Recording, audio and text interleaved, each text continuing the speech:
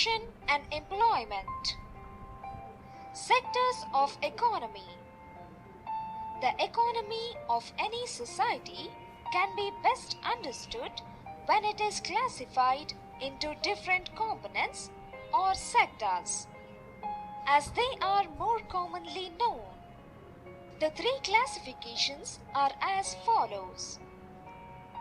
Primary sector is related to agriculture and other related activities such as fishing, forestry,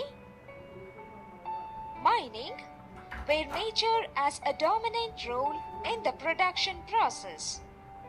Secondary sector is related to manufacturing process and other industries, where goods are produced by people using tools or machines.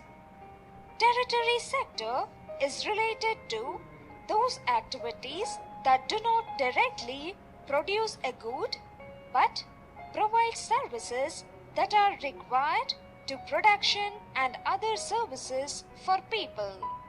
Note: GDP growth slumps to 9 years low. India's GDP grew only by 5% in 2012 to 13. The agriculture growth also moderated, while a slowdown was also witnessed in construction and services. Disappointed with the dismal GDP figures, Finance Minister, however, expressed cautions, optimised and pointed to some signs of recovery in some selected sectors. In coming topics, we will know about GDP. Now, see the following table, which shows the percentage of workers employed in different sectors in India in 1972 to 1973 and in 2009 to 2010. That is, after 37 years. Year 1972 to 1973. Agriculture 74%, industry 11%, services 15%. Year 2009 to 2010. Agriculture 53%, industry 22%, services 25%. What are the major changes that you observe from the above table? The above table shows the declination of the agriculture share in national income. From what you have read, before discuss what could be some of the reasons for this changes. There are two main causes for these changes. One is industrialization, second is more favored schemes for industrialization than agriculture. Gross domestic product. Let us think there are two families. One is a rich family, whereas the other is a poor family. We can make such judgments as rich or poor based on the dress people in the family wear, vehicles they use to travel, food that they eat, house they live in, etc. Alternately, income that these families earn is an important overall indicator. For the country as a whole, we use the total value of goods and services produced in the country as the indicator of income for the country. The term which is used to denote this value is gross domestic product, that is GDP. The following graph shows the value of GDP for India for two different years, 1972 to 1973 and 2009 to 2010. One can compare what kind of increase has taken place in production in three sectors of the economy. Which was the largest producing sector in 1972 to 1973? Service sector, rupees 2,43,082 was the largest producing sector in 1972 to 1973. Which was the largest producing sector in 2009 to 2010? Agriculture, rupees 25,78,165 was the largest producing sector in 2009 to 2010. The total value of production of goods and services in India increased approximately 8 times between 1972 to 1973 and 2009 to 2010. How do we estimate GDP? The activities of the three economic sectors, that is, primary sector, secondary sector, and tertiary sector, produce a larger number of goods and services. The economic status of a nation depends on how much goods and services are produced and on how many people work in each sector. Evaluation of the economic sectors is essential to determine the economic status of a nation. Hundreds of thousands of goods are produced and services are provided. Then, how can they be evaluated? To understand the method of evaluation, let us take, for instance, a farmer who sells paddy to a rice mill for rupees 25 per kg. She sells 100 kilograms of paddy. Let us assume that she did not have to buy any seeds. The total value of paddy produced by her is rupees 2,500. The rice mill takes out rice and sells 80 kilograms of rice to the hotelier for rupees 40 per kg and 20 kilograms of husk at rupees 20 per kg. The total value of goods produced by the rice miller is 80 into 40 plus 20 into 20 equals to rupees 3,600. This is the amount the hotelier pays the rice miller. The hotelier makes idli and dosa and used husk as fuel. The hotel owner, by using rice and husk, makes out rupees 5,000 from the sale of idli and dosa. Value of goods sold at each stage. Stage 1. Sale of paddy by farmer to rice mill owner is rupees 2,500. Stage 2. The sale of rice and husk by rice mill owner to the hotelier is rupees 3,600. Stage 3. Sale of idli and dosa is rupees 5,000. The goods that reaches the customer is called the final goods, namely idli and dosa in this case. Goods such as paddy and rice and husk in this example are at the intermediary stages, which are used as inputs to make the final good. At each stage, the producer paid for these inputs produced by someone before. Hence, the value of rupees 5,000 worth of hotel items sold by hotelier already includes rupees 3600. The value of rice and husk produced by the rice miller already includes the value of physical input paddy purchased by him of rupees 2500. He did not produce paddy. The farmer produced this in stage 1. To count the value of the rice and paddy separately means counting the value of some things a number of times, first as paddy, then as rice and husk, and finally as idli and dosa. Another way of looking at these stages is to focus only on value added at every step by the producer of the good.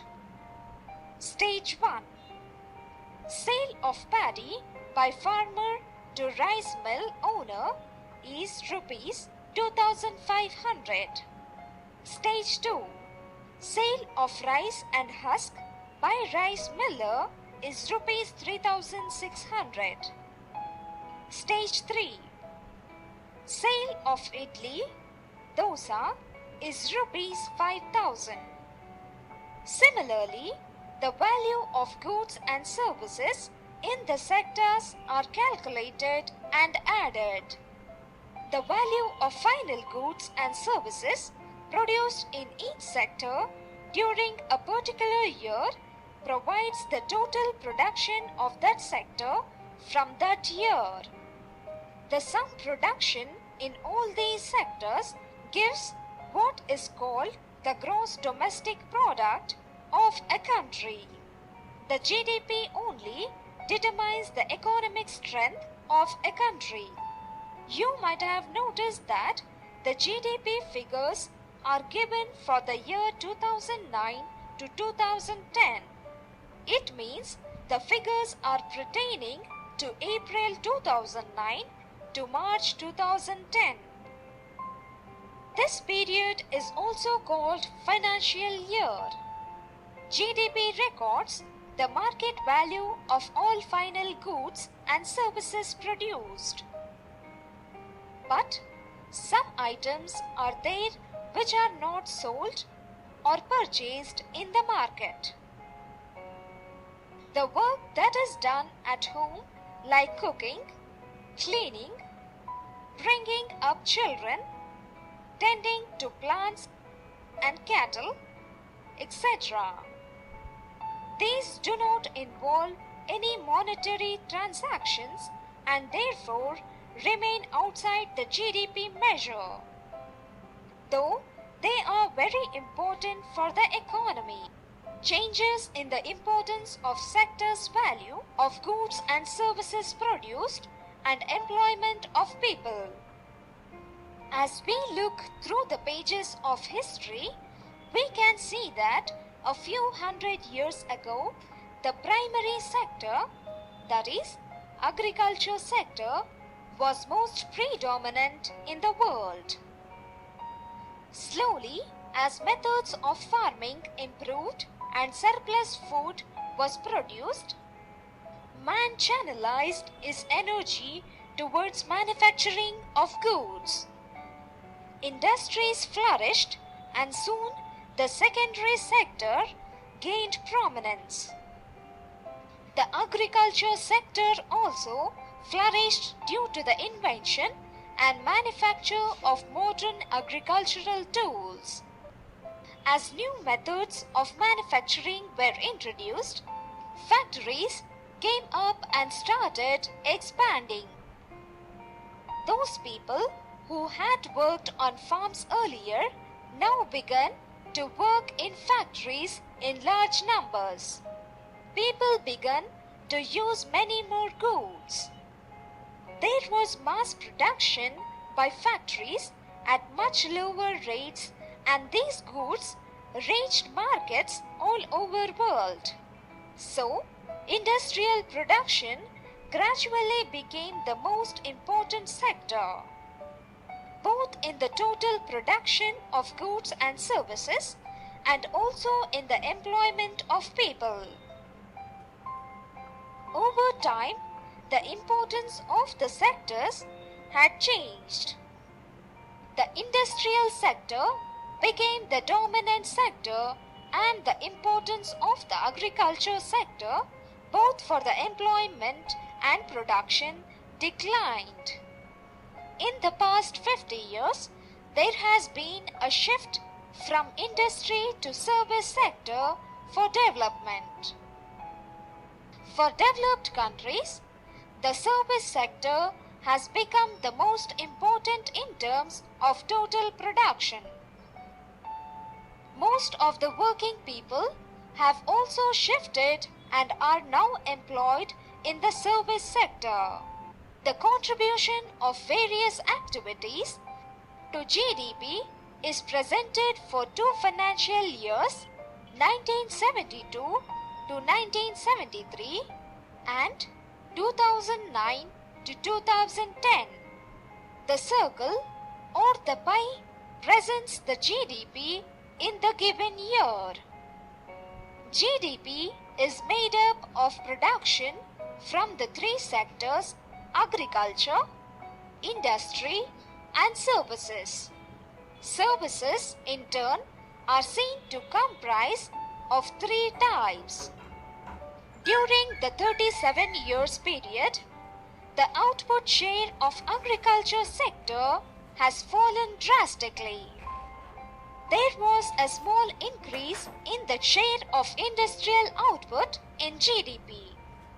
In contrast to this, there is a tremendous increase in the share of service activities.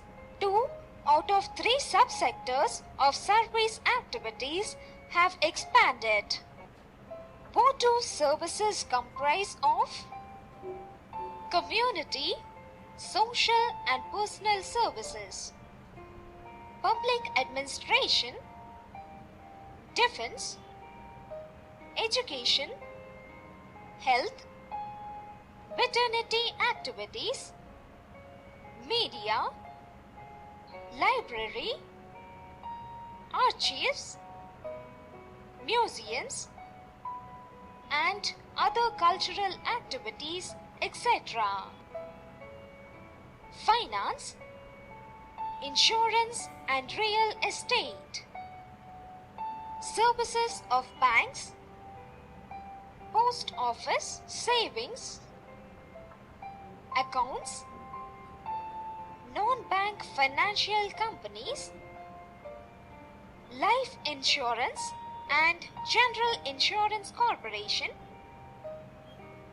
services of brokers and real estate companies, etc. Trade, hotels, transport and communication, agriculture services, industrial services, tourism, retailing services, catering services, recreation, buses, trains, airline services, wireless internet, cable and satellite services. Employment, the working life in India.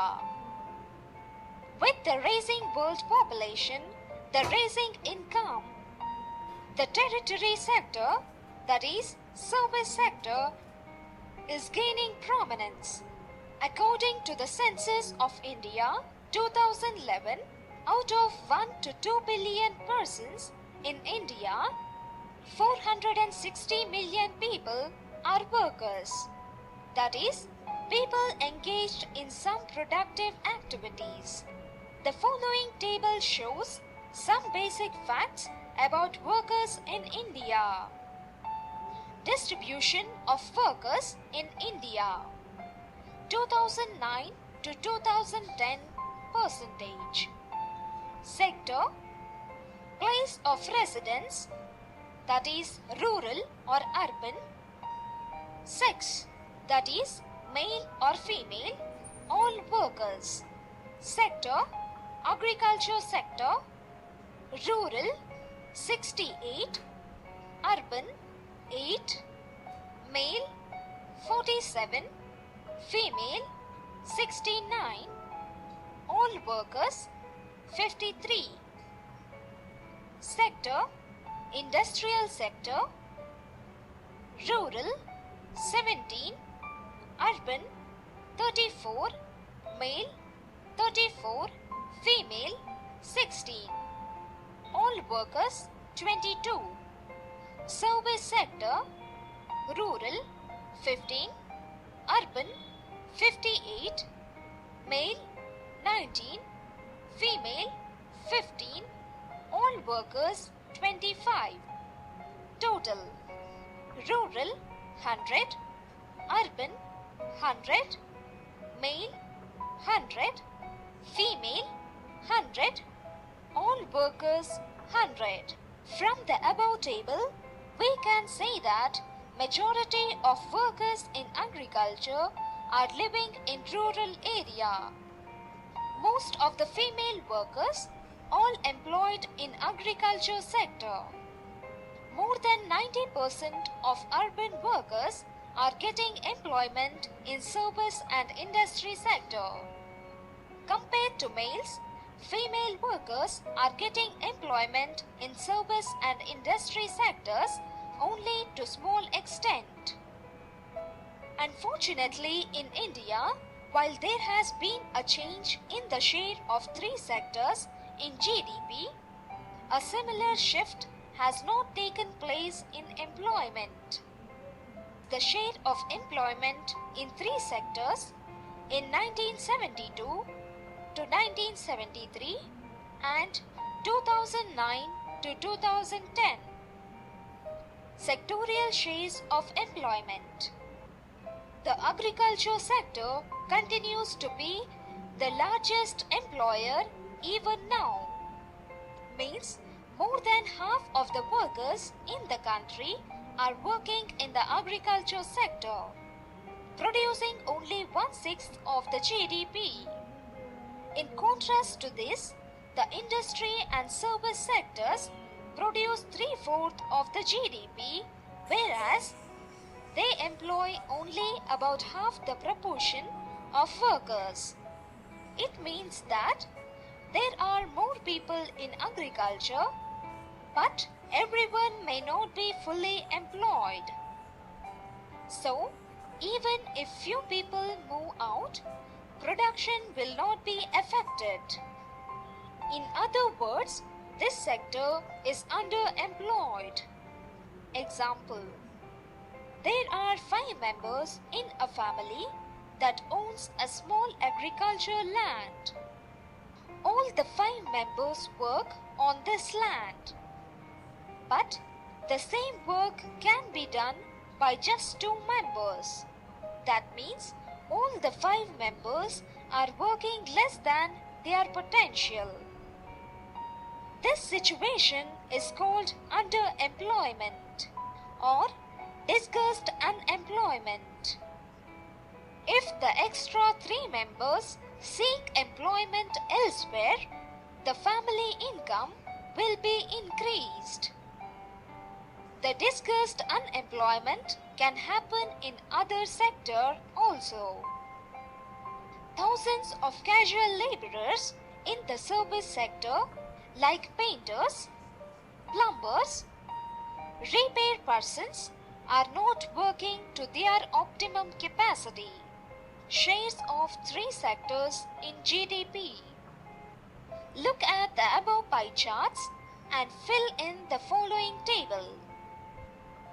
Sector, employment percent, gross domestic product, agriculture sector, 1972 to 73, 74, 2009 to 2010, 53, 1972 to 73 is 42, 2009 to 2010, 17.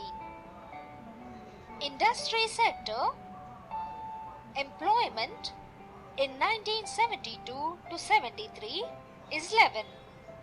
2009 to 2010 is 22. Gross domestic product percent in 1972 to 73 is 22. 2009 to 2010 is 26. Service sectors. Employment 1972 to 73 is 15. 2009 to 10 is 25. Gross domestic product 1972 to 73 is 35. 2009 to 10 is 57. We can observe that the agriculture sector has fallen drastically. There was a tremendous increase in the shares of services output in GDP, while the service sector has grown. All service sector activities are not growing equally well. In India, service sector employs many different kinds of people. At one end, there are a limited number of services that employ highly skilled and educated workers. At the other end, there are a very large number of workers engaged in services such as small shopkeepers, transport persons, etc. These people rarely manage to earn a living, and yet they perform these services because no alternative opportunities for work are available to them. Hence, only a part of this sector is growing in importance. Organizing and unorganizing sector employment in India. The three economic sectors, primary, secondary, tertiary, can be further classified under the organized and unorganized sectors. Organized sector covers those employees or places of work where the terms of employment are regular and therefore people have assured work. They are registered by the government and have to follow the rules and regulations which are given in various laws such as the Factories Act, Minimum Wages Act, Shops and Establishments Act, etc. Works in this sector enjoy security of employment. They work only fixed number of hours. If they work more, they get paid more. They also get several benefits like paid leave, payment during holidays, provident fund, and medical benefits. The unorganized sector is characterized by small and scattered units which have remained largely outside the control of the government. They are rules and regulations, but these are not followed or enforced. There is no fixed number of hours. There is no provision of outtime, paid leaves, holidays, etc. They do not enjoy any benefits. The unorganized sector comprises mainly of works in small-scale industries, casual workers in the construction trade and transport sectors, and those who work as street vendors, headload workers, garment makers, rag pickers, etc. Protection and support to the unorganized sector's workers is very necessary for both economic and social development. Besides getting the irregular and low-paid work, these workers also face social discrimination. The government laws protecting these workers should be strictly implemented, and those who exploit these workers should be punished severely. The unorganized sector also contributes to GDP. Let's examine both the production of goods and services and employment from these two sectors. The contribution of organized and unorganized sectors. Sector. Contribution percent of total. Employment. Gross domestic product. Organized sector. Employment 8. GDP is 50. Unorganized sector. Employment 92. GDP is 50. Total. Employment 100. GDP is 100. During 2004 to 2005, the unorganized sector workers accounted for 92% of all workers that contributed half of all production. On the other hand, only 8% of people had a decent employment and contributed 50% of the production of goods and services.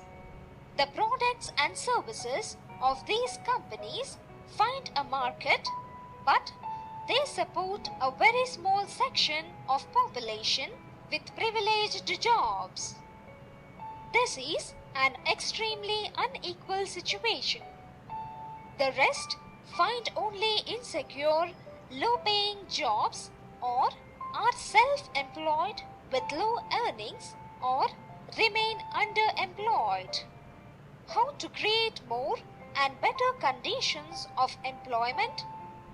A large number of people should have found a decent employment, industry and services, but this has not taken place. Production has increased without a similar increase in employment. Hence, in what ways can one increase employment for all people? Let's see how the government can tackle the problem of employment in the agriculture sector. Loans could be given to farmers to dig wells to irrigate their land. Seeds and fertilizers could be subsidized. Dams can be built to irrigate dry area. Transport facilities could be increased. Storage facilities could be increased. Industries and other service-related companies could be relocated in rural areas so that the underemployed people of the agricultural sector could find work. More schools could be started to educate the rural population to help them become employable. The islands. There are two groups of islands, namely Andaman and Nicobar Islands and Lakshadweep Islands. Andaman and Nicobar Islands are stretched in Bay of Bengal. In Andaman and Nicobar Islands, Narcondam and Barren Islands are volcanic erosion. Indira Point, which is known as the southernmost tip of India, is found in Nicobar Island. Indira Point got submerged during the 2004 tsunami. Lakshadweep Islands are of coral origin. The southernmost island of Lakshadweep is Minicoy. Its total geographic area is 32 square kilometers. This group of island is famous for great variety of flora and fauna